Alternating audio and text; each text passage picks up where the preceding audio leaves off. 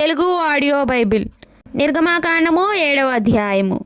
కాగా యెహోవా మోషేతో ఇట్లనెను, ఇదిగో నిన్ను ఫరోకు దేవునిగా నియమించితిని, నీ అన్న అహరోను నీకు ప్రవక్తగా నుండును.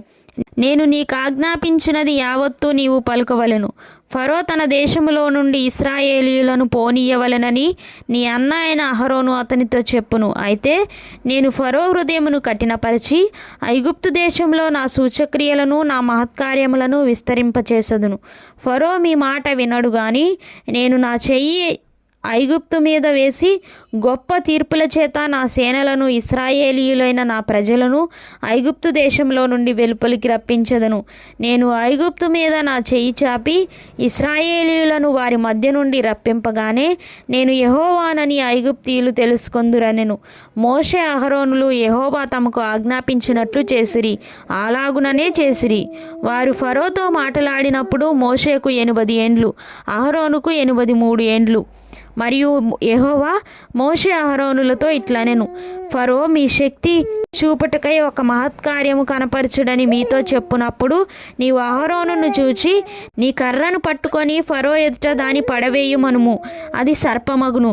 కాబట్టి మోషే అహరోనులు ఫరో ఎద్దుకు వెళ్ళి యెహోవా తమకు ఆజ్ఞాపించినట్లు చేసిరి.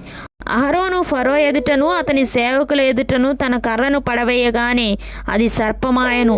అప్పుడు ఫరో తన విద్వాంసులను మంత్రజ్ఞులను పిలిపించెను. ఐగుప్తు శకునగాండ్రు కూడా తమ మంత్రముల చేత అలాగే చేసిరి.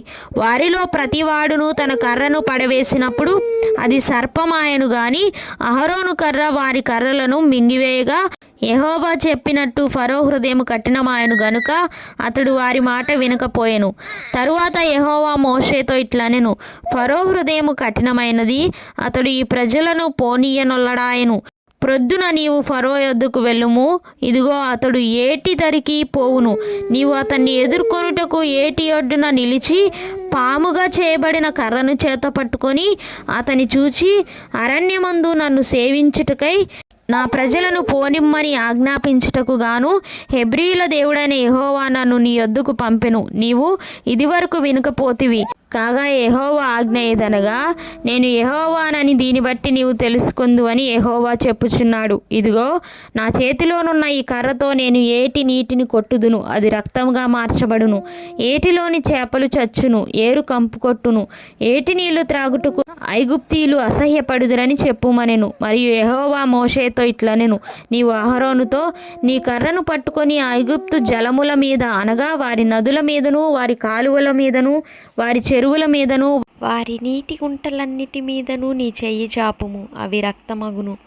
ఐగుప్తు దేశమందంతట మ్రాను పాత్రలలోను రాతి పాత్రలలోను రక్తము ఉండునని అతనితో చెప్పుమనెను.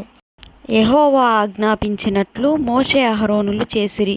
అతడు ఫరో ఎదుటను అతని సేవకుల ఎదుటను తన కర్రను పైకెత్తి ఏటి నీళ్లను కొట్టగా ఏటి నీళ్లన్నీయు రక్తముగా మార్చబడెను. ఏటిలోని చేపలు చచ్చెను, ఏరు కంపు కొట్టెను. ఐగుప్తీయులు ఏటి నీళ్లు త్రాగలేకపోయిరి. ఐగుప్తు దేశమందంతటా రక్తముండెను. ఐగుప్తు శకునగాండ్రు కూడా తమ మంత్రముల వలన అట్లు చేయగా యెహోవా చెప్పినట్టు ఫరో హృదయము కఠినమాయెను. అతడు మోషే అహరోనుల మాట వినకపోయెను. జరిగిన దానిని మనసున పెట్టక ఫరో తిరిగి తన ఇంటికి వెళ్ళెను. అయితే ఐగుప్తీయులందరూ ఏటి నీళ్లు త్రాగలేక త్రాగునీళ్ల కొరకు ఏటి ప్రక్కలను త్రవ్విరి.